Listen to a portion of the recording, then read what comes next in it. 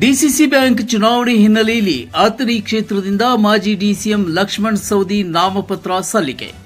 ನಾಮಪತ್ರ ಸಲ್ಲಿಕೆ ಬಳಿಕ ಮಾಧ್ಯಮಗಳಿಗೆ ಸವದಿ ಹೇಳಿಕೆಯನ್ನು ನೀಡಿದ್ದಾರೆ.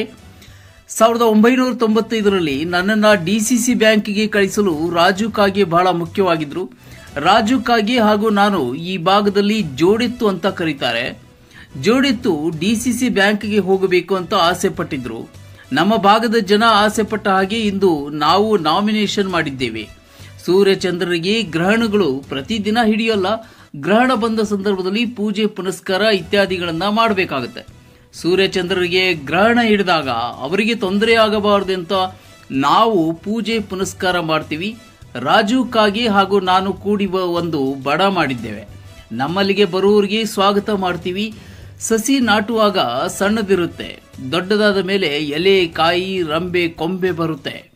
ಆಟ ಆಡಿಸೋನು ಮೇಲೊಬ್ಬ ಇದ್ದಾನೆ. ನಾವೆಲ್ಲ ಗೊಂಬೆಗಳು ಆಟ ಆಡಬೇಕು. ನಾನು ಅಧ್ಯಕ್ಷ ಸ್ಥಾನದ ಆಕಾಂಕ್ಷಿಯಲ್ಲ, ಇಂದು ಅಲ್ಲ ಮುಂದೂ ಅಲ್ಲ. ನಾನು ಮಂತ್ರಿಯಾಗಿದ್ದೇನೆ, ಉಪಮುಖ್ಯಮಂತ್ರಿಯೂ ಆಗಿ ಅನೇಕ ಇಲಾಖೆಯನ್ನ ನೋಡಿದ್ದೇವೆ. ಅಥಣಿ ಕಾಗವಾಡಕ್ಕೆ ನಾವು ಅಭ್ಯರ್ಥಿ ಹಾಕಲ್ಲ ಎಂಬ ಬಾಲಚಂದ್ರ ಜಾರಕಿಹೊಳಿ ಹೇಳಿಕೆ ವಿಚಾರವಾಗಿ ಚುನಾವಣೆ ಮುಗಿದ ಮೇಲೆ ಸತ್ಯ ಅಸತ್ಯ ಗೊತ್ತಾಗುತ್ತೆ. ಎರಡೂ ಕ್ಷೇತ್ರದಿಂದ ಈಗಾಗಲೇ ನಾಮಪತ್ರ ಸಲ್ಲಿಕೆ ಆಗಿದೆ. ಆದ ಸಂದರ್ಭದಲ್ಲಿ ಪ್ರಶ್ನೆ ಕೇಳೋದು ಅಪ್ರಸ್ತುತ. ಅಥಣಿ ಕ್ಷೇತ್ರದಲ್ಲಿ 125 ಮತದಾರರಲ್ಲಿ 122 ಜನ ಬೆಂಬಲ ನೀಡಿದ್ದಾರೆ. ಕಾಗವಾಡ ಕ್ಷೇತ್ರದಲ್ಲಿ 20ಕ್ಕೂ ಹೆಚ್ಚು ಮತದಾರರು ಬೆಂಬಲ ನೀಡಿದ್ದಾರೆ. ನಾವು ಯಾರಿಗೂ ಹಣ ಕೊಟ್ಟಿಲ್ಲ. ಬೇಣು ಕ್ಷೇತ್ರದ ಚುನಾವಣೆಯಲ್ಲಿ ಭಾಗವಹಿಸ್ತಾರ ಎಂಬ ಪ್ರಶ್ನೆ. ನಾಮಪತ್ರ ಹಿಂಪಡೆಯುವ ಪ್ರಕ್ರಿಯೆ ಮುಗಿಯಲಿ, ಮುಂದೆ ಹೇಳ್ತೀನಿ ಎಂದ ಸವದಿ. ಬೆಳಗಾವಿ ಜಿಲ್ಲಾ ಮಧ್ಯವರ್ತಿ ಬ್ಯಾಂಕಿನ ಈ ಚುನಾವಣೆಯಲ್ಲಿ ಸುಮಾರು 1995ರಿಂದ ನಿರಂತರವಾಗಿ ಬ್ಯಾಂಕಿನ ಸೇವೆಯನ್ನು ಮಾಡ್ಕೊಂಡು ಬಂದಿದೆ. ಅಥಣಿ ಕ್ಷೇತ್ರ ಅಖಂಡ ತಾಲೂಕು ಇದ್ದಂಥ ಸಂದರ್ಭದಲ್ಲಿ ನಾನು ಪ್ರತಿನಿಧಿಸ್ತಾ ಇದ್ದೆ. ತಾಲೂಕು ವಿಂಗಡಣೆ ಆದಮೇಲೆ ಜಿಲ್ಲೆಯಲ್ಲಿ 15 ತಾಲೂಕುಗಳಾಯಿತು. ಅದೇ ಪ್ರಕಾರ ಅಥಣಿಯಲ್ಲಿ ಕಾಗವಾಡ ಮತ್ತು ಅಥಣಿ 2 ಕ್ಷೇತ್ರ ಆಯಿತು. 1995ರಲ್ಲಿ ನನ್ನನ್ನು ಜಿಲ್ಲಾ ಮಧ್ಯವರ್ತಿ ಬ್ಯಾಂಕಿಗೆ ಕಳಿಸಲಿಕ್ಕೆ ಒಂದು ಶಕ್ತಿಯಾಗಿ ನಿಂತಿರ್ತಕ್ಕಂಥ ರಾಜು ಕಾಗೆ ಅವರು ಅವತ್ತು ರಾಜಕಾರಣದಲ್ಲಿ ಇರಲಿಲ್ಲ, ವ್ಯಾಪಾರ ಉದ್ಯೋಗ ಮಾಡ್ತಾಯಿದ್ರು. ಅವತ್ತಿನ ದಿವಸ ನನ್ನನ್ನು ಈ ಜಿಲ್ಲಾ ಮಧ್ಯವರ್ತಿ ಬ್ಯಾಂಕಿಗೆ ನಿರ್ದೇಶಕನ ಮಾಡತಕ್ಕಂಥ ಸಂದರ್ಭದಲ್ಲಿ ಸಿಂಹಪಾಲವನ್ನು ರಾಜು ಕಾಗೆ ಅವರು ಪಡ್ಕೊಂಡಿದ್ದರು.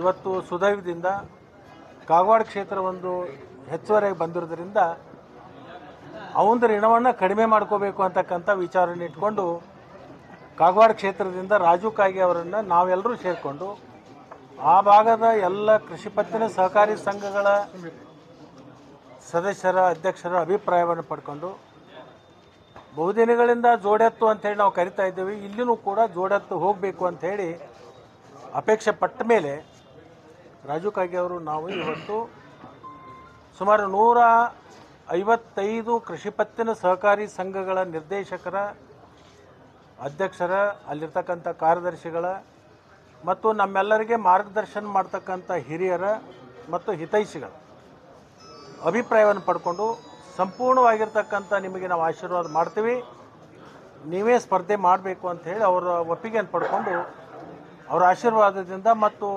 ಮಾತಪಸ್ವಿ ಶಿವಯೋಗಿಗಳ ಒಂದು ಆಶೀರ್ವಾದ ಪಡ್ಕೊಂಡು ನಾವಿಬ್ಬರು ಇವತ್ತು ನಾಮಪತ್ರವನ್ನು ಸಲ್ಲಿಸಿದ್ದೀವಿ. ಪದೇ ಪದೇ ಸೇಮ್ ಬದಲಾವಣೆ ಚರ್ಚೆ ಆಗ್ತಿದೆ. ಆ ರೀತಿ ಏನಾದರೂ ಆಗುತ್ತಾ ಸರ್? ನವೆಂಬರ್ ಕ್ರಾಂತಿ ಏನಾದರೂ ಆಯ್ತಾ? ಇದನ್ನು ನೀವು ಮುಖ್ಯಮಂತ್ರಿಗಳಿಗೆ ನಿಮ್ಮ ಶಾಸಕರು, ಕಾಂಗ್ರೆಸ್ ಶಾಸಕರು ಹೇಳ್ತಿದ್ದಾರೆ, ಅವರವ್ರ ಅಭಿಪ್ರಾಯ ಅವ್ರು ಹೇಳಿದರು. ಅವ್ರ ಅಭಿಪ್ರಾಯ ಪ್ರಕಾರ ನಮ್ಮ ಅಭಿಪ್ರಾಯ ನೀವು ಕೇಳಕತ್ತೀರಿ.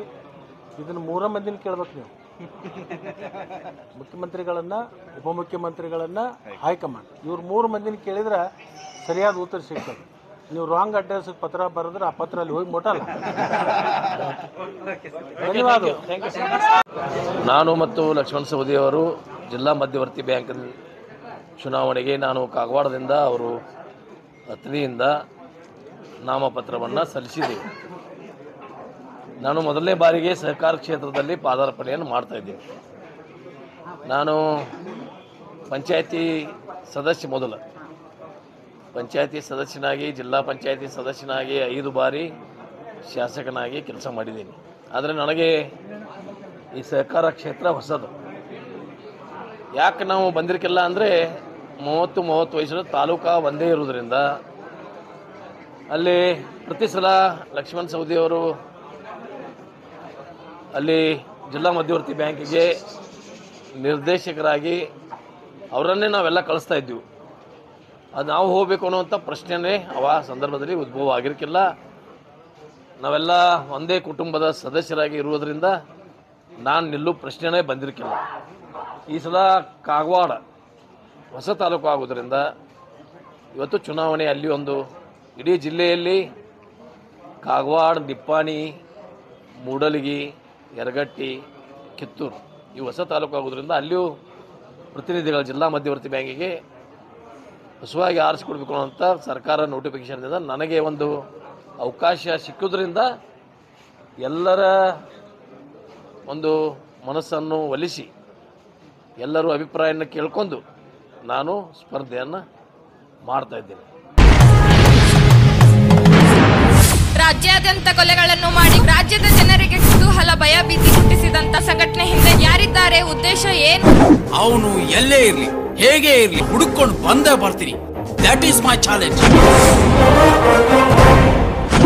ಪ್ರತಿಯೊಂದು ಕೊಲೆ ಆಗ ಒಂದಿನದ ಮುಂಚೆ ಇವ್ರ ಬಗ್ಗೆ ಇದರಲ್ಲಿ ಕಂಪ್ಲೇಂಟ್ ಇದೆ ಸರ್. ಆ ಕೊಲೆಗಳ ಮೇಲಿರೋ ಸಿಂಬಲ್ ನ ಒಂದು ವೆಬ್ಸೈಟ್ ಇದೆ.